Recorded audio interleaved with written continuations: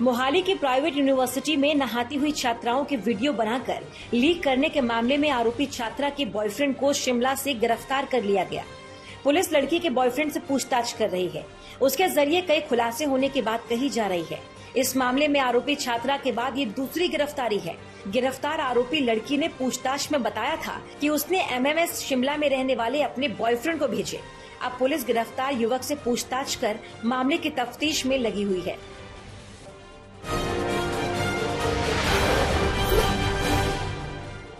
छात्राओं के MMS के मामले को लेकर चंडीगढ़ यूनिवर्सिटी में छात्रों का जबरदस्त प्रदर्शन जारी है। छात्र यूनिवर्सिटी प्रशासन पर मामले को दबाने का आरोप लगा रहे हैं।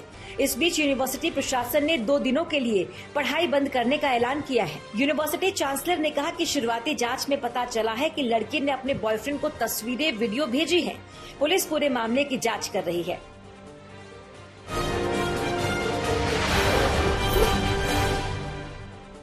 दिल्ली के मुख्यमंत्री अरविंद केजरीवाल ने आम आदमी पार्टी की तुलना भगवान श्री कृष्ण से की। आपके राष्ट्रीय जनप्रतिनिधि सम्मेलन में केजरीवाल ने कहा कि कृष्ण ने बचपन में बड़े बड़े राक्षसों का वध किया था। उन्होंने कहा कि आप भी छोटी सी पार्टी है, ये कान्हा की तरह है, अपने सामने बड़े बड़े राक्षसों के वध कर रही है। वध का मतलब कोई मर्डर नहीं कर रहे किसी का, भ्रष्टाचार का वध कर रहे हैं, बेरोजगारी का वध कर रहे हैं, महंगाई का वध कर रहे हैं।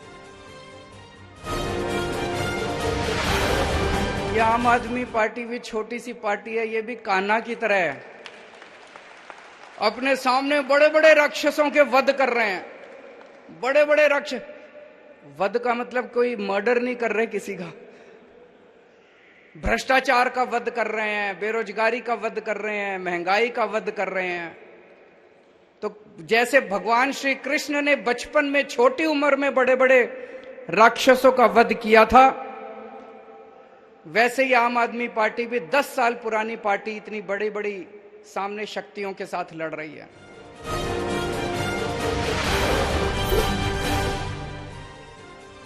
आम आदमी पार्टी प्रमुख अरविंद केजरीवाल के आरोपों का बीजेपी ने जवाब दिया। बीजेपी प्रवक्ता संबित पात्रा ने कहा कि टैक्स चोरी करने वाले लोग आज खुद को माखन चोर बता रहे हैं।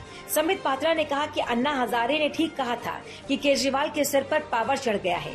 केजरीवाल ने झूठ का पुलिंदा और जैसी भाषा का इस्तेमाल किया, वो अन्ना हजारे की बात को सही साबित करता है। संबित पात्रा ने कहा कि केजरीवाल जी को लगता है कि 2 राज्यों में चुनाव जीतने के बाद भगवान बन गए हैं, वो तो कान्हा बन गए हैं, अब वध कर रहे हैं। 2 राज्य में सरकार बनने के बाद मैं भगवान बन गया हूं। अरविंद केजरीवाल जी अब भगवान बन गए। मानव इतिहास में इंसान से भगवान बनने का ये जो सफर है, इतने कम समय के अंदर पूरा करने वाला वो पहले व्यक्ति है। कान्हा बन गए हैं वो, केवल भगवान ही नहीं, कान्हा और कृष्ण और राक्षसों का वध कर रहे हैं।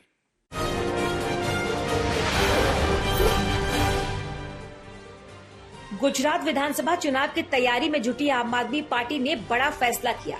आपने राघव चड्ढा को गुजरात में पार्टी मामलों का सह प्रभारी नियुक्त किया है। पंजाब विधानसभा चुनाव में राघव चड्ढा ने अहम भूमिका निभाई थी। अब गुजरात चुनाव को लेकर भी पार्टी ने उन्हें अहम जिम्मेदारी सौंपी है।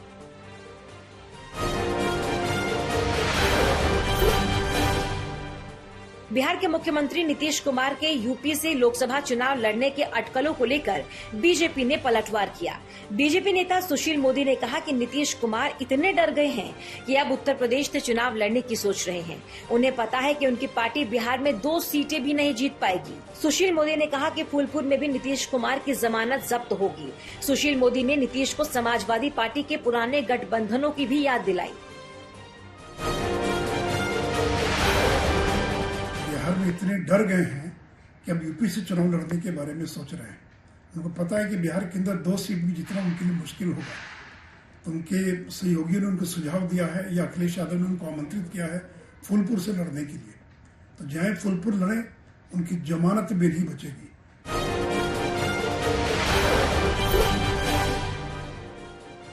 यूपी में गैर मान्यता प्राप्त मदरसों के सर्वे का दारुल उलूम देवबंद ने समर्थन किया। देवबंद में हुई बैठक के बाद मौलाना अरशद मदनी ने कहा कि योगी सरकार के मदरसों के सर्वे से कोई आपत्ति नहीं है। उन्होंने मदरसा संचालकों से अपील की कि वो सर्वे में सहयोग करें, क्योंकि मदरसों के अंदर कुछ भी ढका छिपा नहीं है। सबके लिए मदरसों के दरवाजे हमेशा खुले हुए हैं।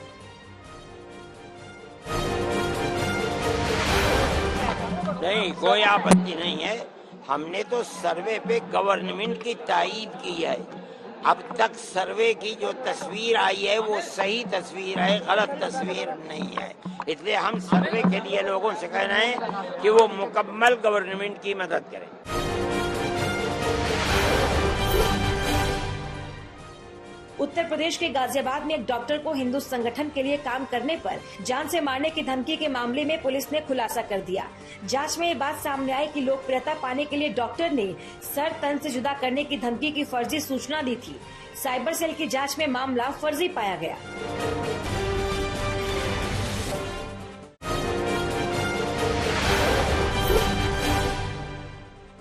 कानपुर में एक निर्माणाधीन मकान के सेप्टिक टैंक में सफाई करने उतरे 3 मजदूर जहरीली गैस से बेहोश हो गए और इलाज के दौरान तीनों की मौत हो गई। शव को कब्जे में लेकर पोस्टमार्टम के लिए भेज दिया गया।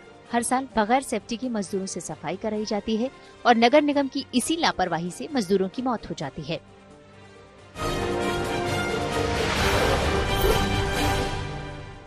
हरियाणा के झज्जर में कैंसर के मरीज ने आत्महत्या कर ली। एम्स अस्पताल की 5वीं मंजिल से कूदकर मरीज ने जान दे दी। पुलिस ने शव को अपने कब्जे में लेकर पोस्टमार्टम के लिए भेज दिया। फिलहाल पुलिस पूरे मामले की जांच में जुटी हुई है। कई पहलुओं को ध्यान में रखकर जांच को आगे बढ़ाया जा रहा है।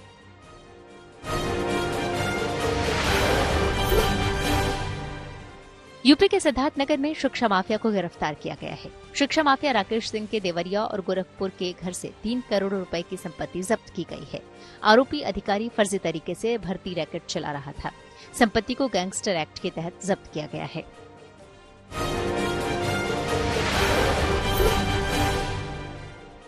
छत्तीसगढ़ के रायगढ़ में पति ने पत्नी की हत्या कर डाली।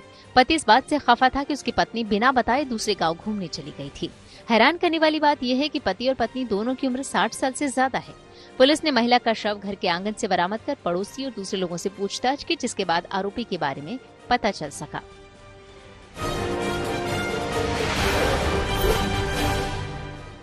राजस्थान के धौलपुर के सरकारी अस्पताल में रेप के मामले में एक युवक को गिरफ्तार किया गया है। आरोपी ने दलित विधवा के साथ दुष्कर्म किया था। आरोपी ने पीड़ित महिला और उसके बेटे की हत्या करने की धमकी भी दी थी। महिला की शिकायत पर पुलिस ने दुष्कर्म और SC/ST एक्ट में मामला दर्ज किया।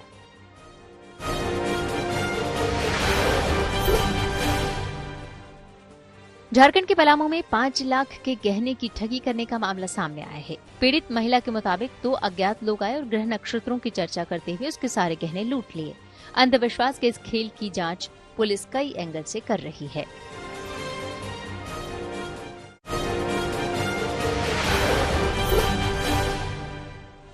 मध्य प्रदेश के खरगोन में मूसलाधार बारिश से कदवाली नदी उफान पर होने से वहां रेल ट्रैफिक रुक गया।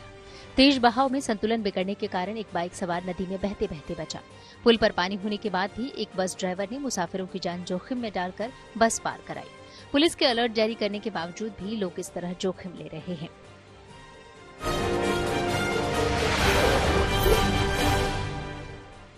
वाराणसी में लगातार बारिश हो रही है, जिससे लोगों को भारी दिक्कत हो रही है।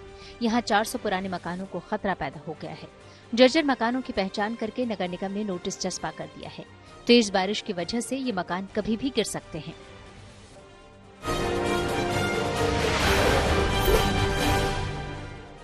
अयोध्या में सरयू नदी जलस्तर लगातार खतरे के निशान से ऊपर है। अभी यह खतरे के निशान से 23 सेंटीमीटर ऊपर है। अनुमान लगाया जा रहा है कि जलस्तर और अधिक बढ़ेगा। निचले इलाकों में सरयू के जलस्तर बढ़ने के कारण हड़कंप मचा हुआ है। हालांकि प्रशासन ने तैयारियां पहले से ही कर रखी हैं। निचले इलाकों में रह रहे लोगों को अलर्ट जारी किया गया है।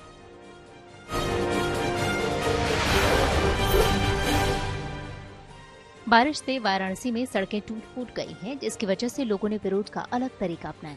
जल जमाव की समस्या से परेशान लोगों ने सड़क पर भरे बारिश के पानी में उतरकर धान की रोपाई कर डाली। धान रोपाई करते हुए लोगों ने जमकर विधायक के खिलाफ नारेबाजी की। लोगों ने मांग की कि पानी भरने की समस्या से निजात दिलाई जाए।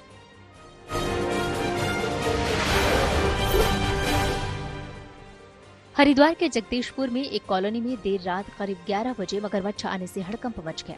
आनन फानन में लोगों ने इसकी सूचना वन विभाग को दी। वन विभाग की टीम के घंटों मशक्कत के बाद मगरमच्छ को रेस्क्यू किया गया।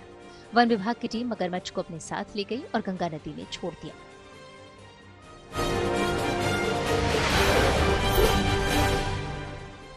चंपावत में लगातार बारिश के चलते नेशनल हाईवे बंद हो गया।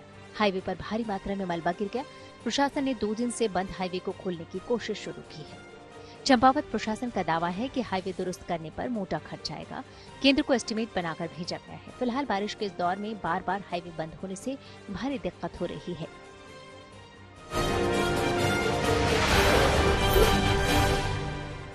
बिहार के गोपालगंज का मॉडल सदर अस्पताल बारिश के कारण पानी पानी हो गया। वार्डों में बारिश का पानी भर गया। इमरजेंसी वार्ड तक जलभराव से अछूता नहीं रहा। चिकित्सकों को पानी में ही मरीजों का इलाज करना पड़ रहा है। असल में अस्पताल सड़क के लेवल से नीचे है। इसके चलते यहाँ बार बार पानी भर जाता है। इससे संक्रमण का भी खतरा बना रहता है।